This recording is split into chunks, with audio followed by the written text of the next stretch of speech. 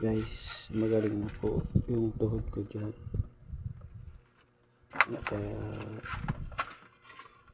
na welding po natin yung kung sabi ko yung tawag sa amin yung tigse, yung inalagay yung pulo.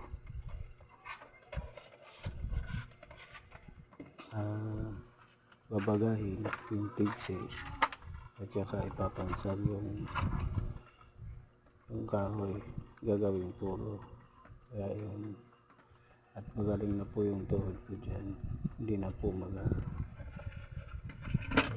guys, makakapunta na po tayo ng